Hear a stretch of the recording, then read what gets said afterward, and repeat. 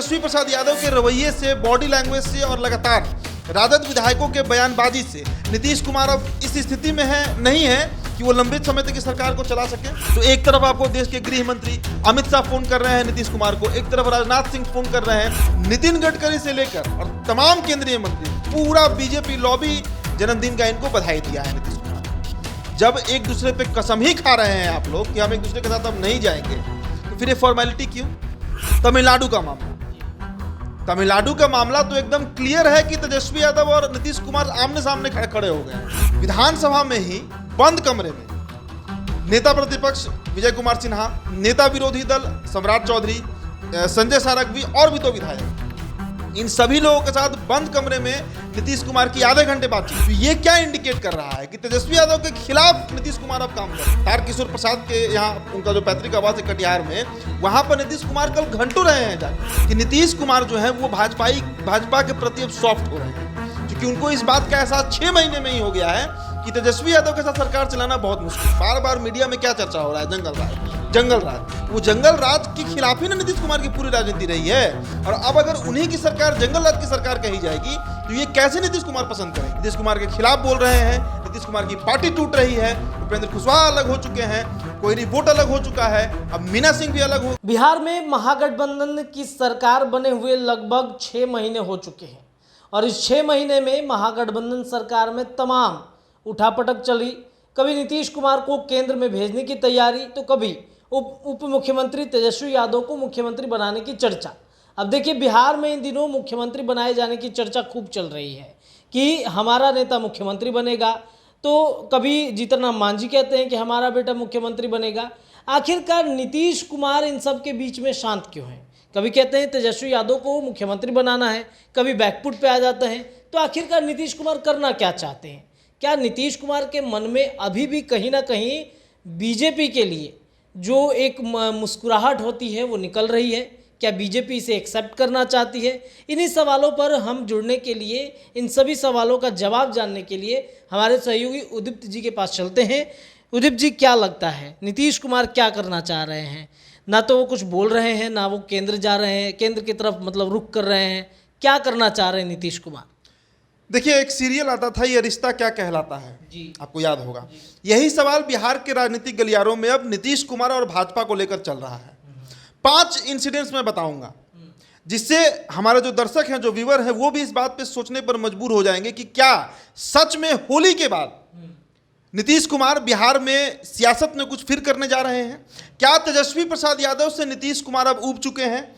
क्या तेजस्वी प्रसाद यादव के रवैये से, बॉडी लैंग्वेज से और लगातार राजद विधायकों के बयानबाजी से नीतीश कुमार अब इस स्थिति में नहीं है कि वो लंबे समय तक इस सरकार को चला सके? कई सारे सवाल हैं। 5 मुद्दों पर मैं चर्चा करूंगा। पहले तो आप ये समझिए, सुधाकर सिंह को आप देखिए। सुधाकर सिंह जिस तरीके का भाषा का प्रयोग किए नीतीश कुमार के लिए, और तेजस्वी यादव की चुप्पी, राष्ट्रीय अध्यक्ष लालू प्रसाद यादव की चुप्पी, कहीं ना कहीं टीस तो है इस बात का नीतीश कुमार को। प्रोफेसर चंद्रशेखर को ले लीजिए, उनके खिलाफ जदयू के सभी विधायकों ने मोर्चा खोल के बैठा हुआ है लोग, लेकिन नीतीश कुमार फिर भी चुप हैं। नीतीश कुमार जल्दी प्रतिक्रिया भी नहीं देते हैं और ललन सिंह भी जल्दी प्रतिक्रिया नहीं देते हैं। तेजस्वी यादव आखिरकार क्यों चुप है? और तमिलनाडु वाला मामला अभी देखिए, इस पर तो 2 फाड़ हो गए महागठबंधन की सरकार, हो गई ना रत्नेश? तो यही सब ऐसा कुछ घटना घट रहा है बिहार के राजनीति में, इसके चलते ये सवाल बहुत सार्थक हो जा रहा है कि क्या होली के बाद फिर से बिहार में सत्ता परिवर्तन होने जा रहा है? क्या होली के बाद एक बार फिर से नीतीश कुमार और बीजेपी का दिल मिलने जा रहा है क्या? क्योंकि अभी विधानसभा में ही अगर आप देखिए तो लगातार बीजेपी के जो विधायक हैं वो किस पर हमलावर हैं? तेजस्वी प्रसाद यादव के ऊपर हमलावर हैं। नीतीश कुमार के खिलाफ कोई बहुत बड़ा ये लोग मोर्चा खोल के नहीं बैठे हुए हैं। तो कई तरह के संकेत मिल रहे हैं। अब जिन 5 बिंदुओं की मैं बात कर रहा था, उसका देखिए वो 5 बिंदु क्या क्या है, पहले समझा जाए। पहला है कि बिहार में नए राज्यपाल आए, राजेंद्र विश्वनाथ अर्लेकर। अमित शाह ने इसके लिए नीतीश कुमार को फोन किया और यह बात नीतीश कुमार खुद कहे हैं कि अमित शाह नए राज्यपाल की नियुक्ति के लिए हमको पहले ही फोन करके बता दिए थे। तो भाई अमित शाह और नीतीश कुमार के बीच जो इतनी दुश्मनी चल रही है, उसमें अमित शाह क्यों इनको फोन किया और क्या बातचीत हुई इन लोगों के बीच? दूसरा मुद्दा आइए, विधानसभा सत्र चल रहा है, बजट सत्र चल रहा है, उसमें राजनाथ सिंह के फोन कॉल का इन्होंने बात किया। जो गलवान के शहीद हैं जय किशोर सिंह, उसका जो मामला विधानसभा में उठा हुआ था, तो नीतीश कुमार ने खड़े होकर कहा कि राजनाथ सिंह ने मुझे फोन किया और राजनाथ सिंह से मेरी इस मामले पर और बिहार के अन्य मामलों पर लंबी चर्चा हुई है। तो एक तरफ आपको देश के गृह मंत्री अमित शाह फोन कर रहे हैं नीतीश कुमार को, एक तरफ राजनाथ सिंह फोन कर रहे हैं। अब तीसरा मुद्दा समझिए, नरेंद्र मोदी ने बजाते ट्वीट करके नीतीश कुमार को जन्मदिन की बधाई दी है। और सिर्फ नरेंद्र मोदी ही नहीं, नितिन गडकरी से लेकर और तमाम केंद्रीय मंत्री, पूरा बीजेपी लॉबी जन्मदिन का इनको बधाई दिया है नीतीश कुमार को। जब एक दूसरे पे कसम ही खा रहे हैं आप लोग कि हम एक दूसरे के साथ अब नहीं जाएंगे, तो फिर ये फॉर्मेलिटी क्यों? ये तीसरा बिंदु हो जा रहा है। इसके अलावा आप चौथा बिंदु पे चले आइए, तमिलनाडु का मामला। तमिलनाडु का मामला तो एकदम क्लियर है कि तेजस्वी यादव और नीतीश कुमार आमने सामने खड़े हो गए हैं।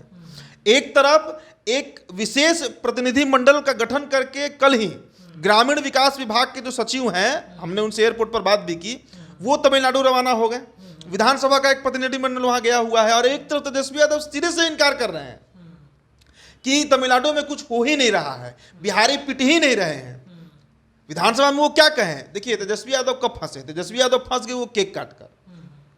स्टालिन का जो वो केक काटे हैं, उसके बाद से तेजस्वी यादव फंस चुके हैं। और नीतीश कुमार ने क्लियर कर दिया है कि किसी भी कीमत पर बिहारी अस्मिता के साथ, बिहारियों के साथ अब हम तेजस्वी यादव के साथ कॉम्प्रोमाइज नहीं करेंगे और कोई दबाव नहीं सहेंगे। एक और इंसिडेंस लीजिए इसमें आप, विधानसभा में ही बंद कमरे में नेता प्रतिपक्ष विजय कुमार सिन्हा, नेता विरोधी दल सम्राट चौधरी, संजय सारंगी और भी 2 विधायक, इन सभी लोगों के साथ बंद कमरे में नीतीश कुमार की आधे घंटे बातचीत हुई। इन लोगों ने कहा, इन लोगों ने, भाजपाइयों ने ये आग्रह किया नीतीश कुमार से कि किसी भी स्थिति में आप एक मंडल वहां पर भेजिए, प्रतिनिधि मंडल, एक रिप्रेजेंटेशन जाना चाहिए, यहाँ से एक डेलीगेट जाना चाहिए।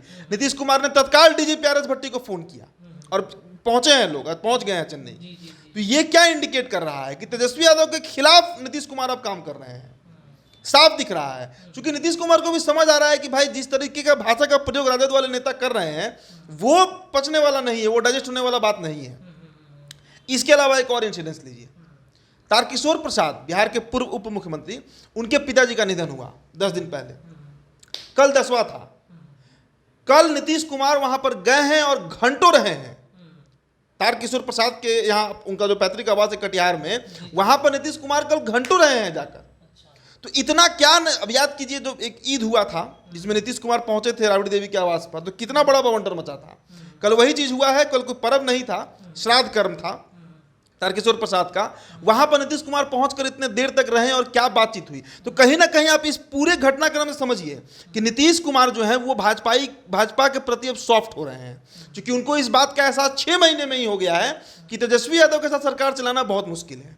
एक तरफ लगातार प्रेशर पे प्रेशर, एक तरफ इन्हीं के साथ जाने के चलते उपेंद्र कुशवाहा टूट गए, इन्हीं के चलते जाने के साथ मीना सिंह जो है भोजपुर की पूर्व सांसद रही आरा की, उन्होंने क्या आरोप लगाया कि बिहार को जंगल राज में हम नहीं जाने देंगे। और उसी से बचाने के लिए वो जदयू का त्याग कर दी, जदयू पार्टी छोड़ दी और बीजेपी में सदस्यता लेने जा रही हैं। तो कितना लॉस नीतीश कुमार सहेंगे भाई, और क्यों सहेंगे?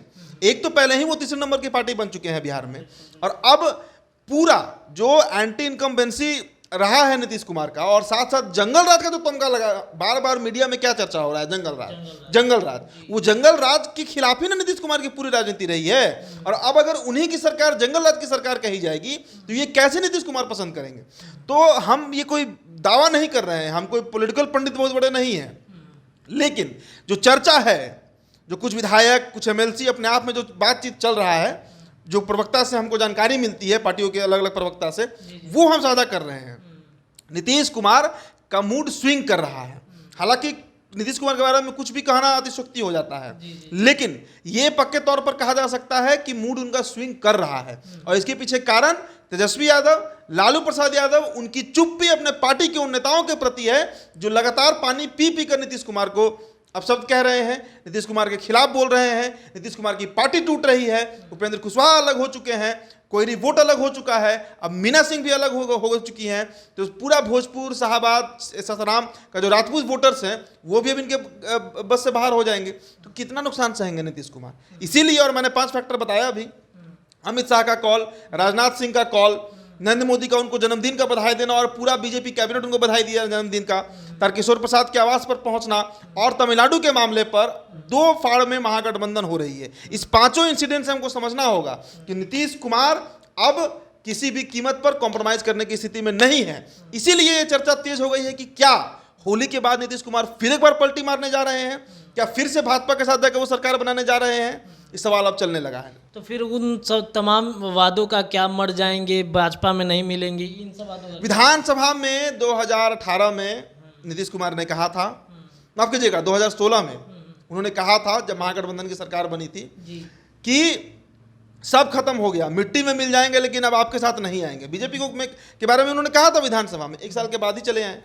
तो राजनीति में कसम और राजनीति में ये क्रिया कसम खाना कोई बहुत मायने नहीं रखता है।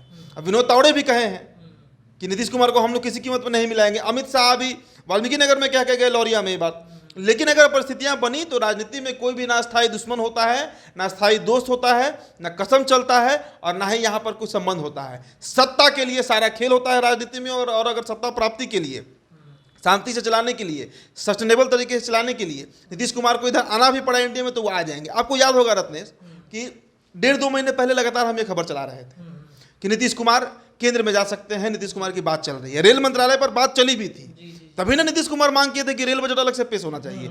नीतीश कुमार सिग्नल देते हैं। बीजेपी की अगले दिन प्रतिक्रिया आ गई। सुशील कुमार मोदी ने सीधा आरोप लगाया कि रेल मंत्री रहते, आप जब रेल मंत्री हुआ करते थे वाजपेयी जी के समय में नीतीश कुमार, तो उस समय 1,47,000 नौकरियों में छटनी हो गई थी रेलवे में, तो इसलिए आपको रेलवे मंत्रालय नहीं दिया जाएगा। फिर बात बिगड़ गया, लेकिन अब फिर से बातचीत शुरू है। खुद नीतीश कुमार कह रहे हैं कि अमित शाह से मेरी बात हुई, राजनाथ सिंह से मेरी बात हुई, तारकिशोर प्रसाद से बात करने चले गए कटिहार, विधानसभा में बंद कमरे में विजय कुमार सिन्हा से बात कर रहे हैं। तो क्या इसका मतलब निकाला जाए? इसलिए ये चर्चा तेज हो गई है। चलिए, ये चर्चा तेज हो रही है कि अब नीतीश कुमार होली के बाद कुछ बड़ा धमाका करने वाले हैं। बीजेपी के प्रति वो लगातार सॉफ्ट हो रहे हैं। हालांकि नीतीश कुमार क्या करेंगे ये तो वक्त आने के बाद ही पता चलेगा, लेकिन ये चर्चाएं अब काफ़ी ज़्यादा तेज हो रही हैं। जो भी खबरें होंगी, अपडेट होंगी, उससे लगातार हम आपको खबरें से अपडेट कराते रहेंगे। आप जुड़े रहिए द बिहार टॉप के साथ। ये चर्चा कैसी लगी कमेंट करके ज़रूर बताइएगा। फिलहाल के लिए इतना ही। जुड़े रहिए द बिहार टॉप के साथ। बहुत बहुत धन्यवाद।